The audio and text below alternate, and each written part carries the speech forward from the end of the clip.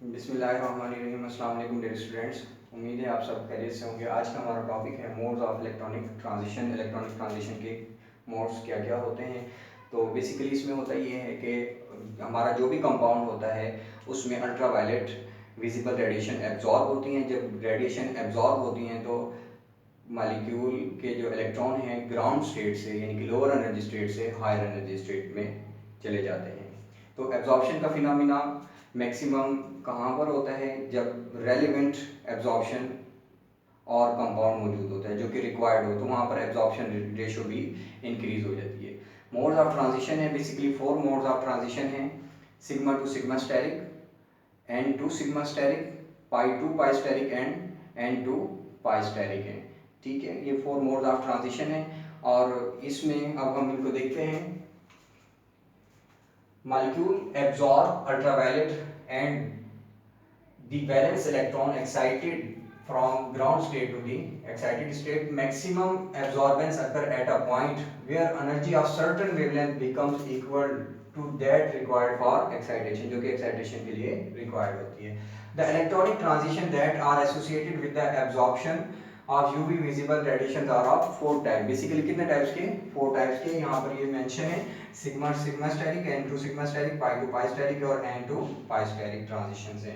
ठीक है, इनको यहाँ पर मॉलिक्यूलर ऑर्बिटल की फॉर्म में शो करवाया गया है। Sigma, pi, n, pi star और सिग्मा स्टेरिक। अब सिग्मा से मुराद होगा सिंगली कोवलेंट बॉन्डेड, पाई से मुराद है डबली कोवलेंट बॉन्डेड और एन से मुराद है हेटेरो एटम। अब वो चाहे तो सिंगली कोवलेंट बॉन्डेड के साथ मौजूद है और चाहे तो वो पाई के साथ मौजूद है। जिसके साथ मौजूद होगा वहां से उसके मुताबिक इलेक्ट्रॉन शफल होंगे। अगर सिंगली कोवलेंट बॉन्डेड के साथ हेटेरो एटम मौजूद है, हेटेरो एटम से मुराद नाइट्रोजन, ऑक्सीजन, सल्फर, फास्फोरस वगैरह। अगर सिंगली कोवलेंट बॉन्डेड के साथ मौजूद है तो वो ट्रांजिशन होगी एन से सिग्मा स्टेरिक में, और अगर डबली कोवलेंट बॉन्डेड के साथ मौजूद है तो एन से ट्रांजिशन होगी पाई स्टेरिक में। ठीक है, तो नीचे वाले दो जो हैं मॉलिक्यूलर ऑर्बिटल उनको हम कहते हैं हाईली ऑक्युपाइड मॉलिक्यूलर ऑर्बिटल, और टॉप टू जो होते हैं उनको हम कहते हैं लोएस्ट अनऑक्युपाइड मॉलिक्यूलर ऑर्बिटल्स कहलाते हैं। ठीक है, तो बॉन्डिंग, नॉन बॉन्डिंग यानी कि lone pair of electron bonding में हिस्सा नहीं लेते। उसके बाद एंटी बॉन्डिंग,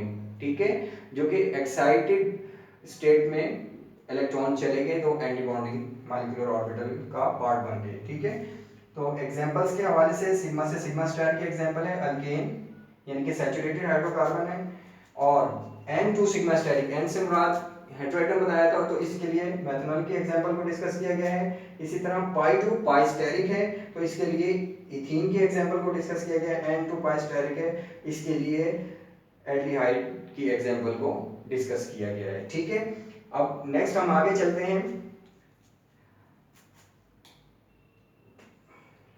कि इसका ग्राफ किस तरह से होता है, स्पेक्ट्रा किस तरह से हासिल होता है।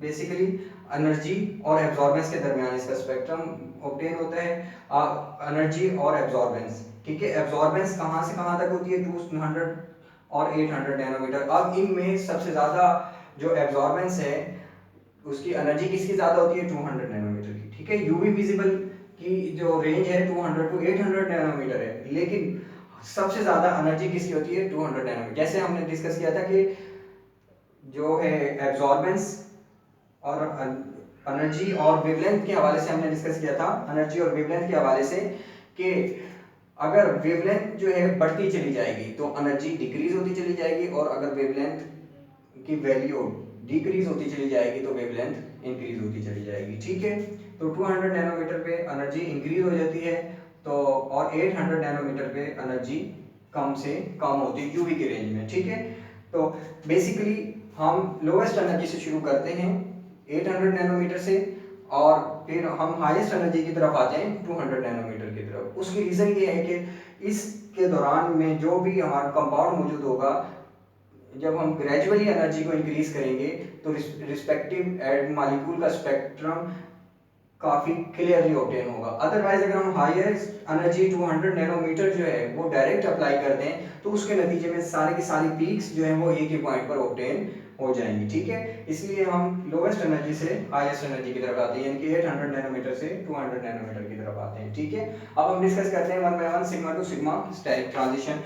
बेसिकली जैसे अभी बताया आपको कि अक्कर इन सैचुरेटेड हाइड्रोकार्बन, ठीक है। सैचुरेटेड हाइड्रोकार्बन में होते हैं, और सैचुरेटेड हाइड्रोकार्बन क्या होते हैं, स्ट्रांगली बॉन्डेड होते हैं और सिग्मा बॉन्डेड इलेक्ट्रॉन होते हैं। इनमें एक्साइटेशन कहां से कहां पर होती है, सिग्मा टू सिग्मा स्टेरिक में होती है, ठीक है। ये देख रहे हैं यहाँ पर डिस्कस करके आपको बताया था, ये सिग्मा टू सिग्मा स्टेरिक में ट्रांजिशन होती है। और इस ट्रांजिशन के लिए हाईएस्ट एनर्जी चाहिए, ठीक है, हाई एनर्जी चाहिए। उसकी वजह ये है कि सिग्मा बॉन्डेड जो मॉलिक्यूल होते हैं वो स्ट्रांगली बॉन्डेड होते हैं, और क्योंकि सिग्मा बॉन्ड जो है हाईली स्ट्रांग होता है as compare to pi bond. Vacuum UV region के अंदर होती है, और आमतौर पर यूजुअली ये 150 नैनोमीटर से बिलो जो है रेंज के अंदर वैल्यूज डिराइव की जाती हैं और स्पेक्ट्रम ऑब्टेन किया जाता है। कार्बन टू कार्बन बॉन्ड जो है इसकी एनर्जी जो जनरली है एब्जॉर्ब 135 नैनोमीटर पर होता है, ठीक है। कार्बन और कार्बन के दरमियान जो एब्जॉर्प्शन का फिनोमेना है इसकी जो हमें पीक ऑब्टेन होती है 135 नैनोमीटर पर होती है, जबकि कार्बन और हाइड्रोजन की 125। इसी तरह मीथेन और इथेन की कितने पर है, लैम्डा मैक्स 1 to 19 यानी कि 1219 है, और देन 1350 नैनोमीटर पर ऑब्टेन होती है। यूवी रेंज यूजुअली कहां से कहां तक है, 200 से 400 नैनोमीटर तक है। यूवी की रेंज 200 से 400, और आगे जो रेंज आ जाती है 400 to 800 रेंज आ जाती है, वो विजिबल की होती है, ठीक है। तो इसकी एग्जांपल्स क्या हैं, सैचुरेटेड के हवाले से मीथेन, इथेन और प्रोपेन सैचुरेटेड। इसी तरह N2 सिग्मा स्टेरिक ट्रांजिशन अगर इन सैचुरेटेड मॉलिक्यूल क्या होगा, सैचुरेटेड मॉलिक्यूल होगा, लेकिन उसके साथ साथ उसने हेटेरोएटम कंटेनिंग भी होना चाहिए। हेटेरोएटम से मुराद है ऑक्सीजन, नाइट्रोजन, सल्फर, हैलोजेंस वगैरह, यानी कि क्लोरीन, फ्लोरीन, ब्रोमीन वगैरह। N2 सिग्मा स्टेरिक ट्रांजिशन है, इसमें electron non bonding orbitals of hetero atom. अब इसमें क्या होता है, नॉन बॉन्डिंग इलेक्ट्रॉन्स जो होते हैं बॉन्ड में हिस्सा नहीं लेते, जो नॉन बॉन्डिंग इलेक्ट्रॉन होते हैं वो कहां पर जाएंगे, सिग्मा स्टेरिक में ट्रांसफर हो जाते हैं, ठीक है। जैसे कि यहाँ पर मैंने अभी आपको बताया था कि यहाँ से N से कहां पर जा रहे हैं, सिग्मा स्टेरिक में इलेक्ट्रॉन ट्रांसफर हो जाते हैं ऑफ द मॉलिक्यूल, ठीक है। अगर in those compounds in which lone pair of electron are present, जिसमें क्या मौजूद होता है, लोन पेयर ऑफ इलेक्ट्रॉन मौजूद होता है, उन कंपाउंड में वो कंपोजिट होती है, ठीक है। वो भी सैचुरेटेड और साथ में हेटेरोएटम भी मौजूद हो, और हेटेरोएटम पे लोन पेयर ऑफ इलेक्ट्रॉन मौजूद हो, तो उन कंपाउंड के अंदर जो है वो N2 सिग्मा स्टेरिक ट्रांजिशन वो कंपोजिट होती है। जैसे एल्डिहाइड है, कीटोन्स हैं, यहाँ पर ये कार्बोनिल ग्रुप मौजूद है, यहाँ पे ऑक्सीजन पे इलेक्ट्रॉन पेयर जो है वो फ्री में मौजूद है। इसी तरह वाटर का मॉलिक्यूल है, अमाइंस की एग्जांपल्स हैं, इसमें फॉल करती हैं। N2 sigma steric transition small energy change as compare to sigma steric. तो इसके नतीजे में कहते हैं कि N2 सिग्मा स्टेरिक जो ट्रांजिशन होती है उसमें लेस एनर्जी चाहिए, जबकि सिग्मा टू सिग्मा स्टेरिक में हाईएस्ट एनर्जी चाहिए। और उसकी वजह यह है कि जो नॉन बॉन्डिंग इलेक्ट्रॉन होते हैं वो फ्री मौजूद होते हैं, यानी कि बॉन्ड की शक्ल में नहीं मौजूद होते, तो जैसे ही इनको एनर्जी मिलती है इजीली एक्साइट कर जाते हैं, ग्राउंड स्टेट से एक्साइटेड स्टेट में चले जाते हैं, ठीक है। Therefore corresponding bond is observed in 182 to 250 nanometer के दरमियान में, आमतौर पर 180 to 250 नैनोमीटर में ये ऑब्जर्व कर लिया जाता है। लेकिन एक चीज को मद्देनजर रखना है कि ये जो रेंज है जैसे जैसे चेन बढ़ती चली जाएगी, कार्बन कंपाउंड की चेन बढ़ती चली जाएगी, एब्जॉर्प्शन की रेशियो भी ऑटोमेटिकली इंक्रीज होती चली जाती है, ठीक है। और फिर अब हम नेक्स्ट हमारा है pi to pi star transition. Pi to pi star transition के हवाले से हम डिस्कस करेंगे।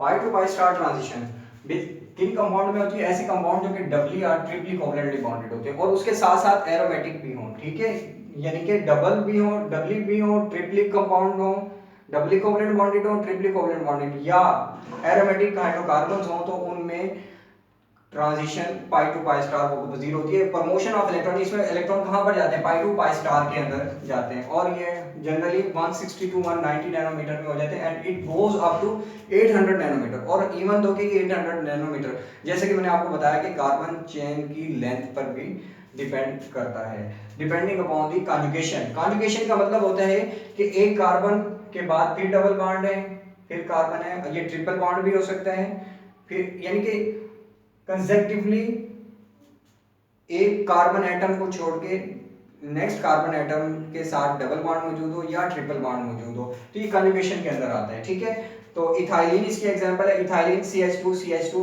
171 नैनोमीटर है। ठीक है, लेकिन जैसे ही कॉन्जुगेशन इंक्रीज होती चली जाएगी, जैसे कि 1,3 ब्यूटाडाइन है, CH2 double bond CH double bond CH2, तो यहाँ पर 217 नैनोमीटर है। ठीक है, तो यहाँ पर इधर जब एक डबल बॉन्ड मौजूद है तो 171 है, लेकिन जब डबल बॉन्ड की तादाद बढ़ गई 2 हो गई तो 217 नैनोमीटर हो गया। Mostly occur in alkene aromatics, ज्यादातर अल्कीन के में मौजूद होती है ये pi to pi star transition और एरोमेटिक कंपाउंड में होती है n to pi star transition.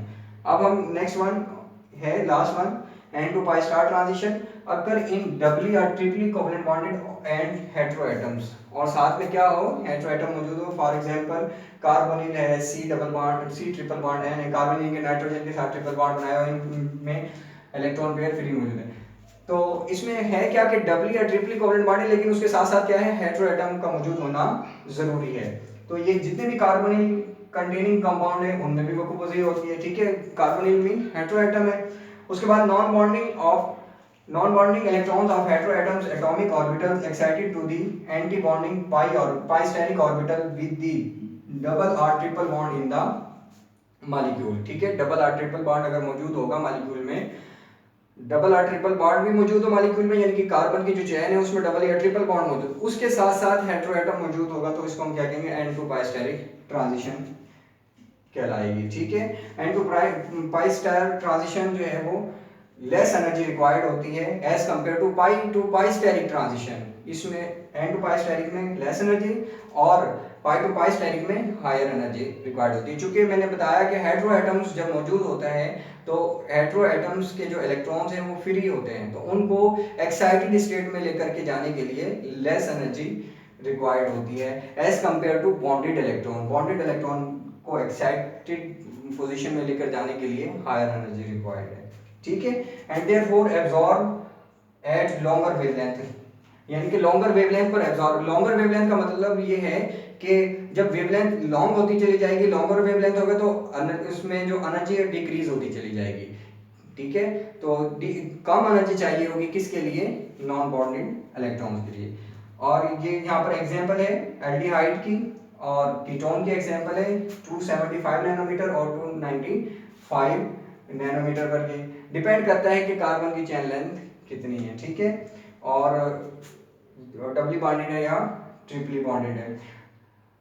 Energy order of transition, अब इसका जो हमने कंप्लीट ट्रांजिशन डिस्कस किया है कि इनमें सबसे ज्यादा एनर्जी किसको रिक्वायर्ड है एब्जॉर्बेंस के लिए और सबसे कम किसको रिक्वायर्ड है, उसको डिस्कस कर रहे हैं। सिग्मा टू सिग्मा स्टेरिक को सबसे ज्यादा एनर्जी रिक्वायर्ड है क्योंकि सिग्मा बॉन्ड स्ट्रॉन्ग होता है। फिर एन टू सिग्मा बॉन्ड, यानी कि सिंगली कोवलेंट बॉन्डेड मॉलिक्यूल हो और सिग्मा बॉन्डेड हो और उसके साथ हेटेरो एटम मौजूद हो, उससे फिर कम एनर्जी जो है वो पाई टू पाई स्टेरिक को चाहिए होती है, और सबसे कम एनर्जी जो है वो एन टू पाई स्टार को चाहिए।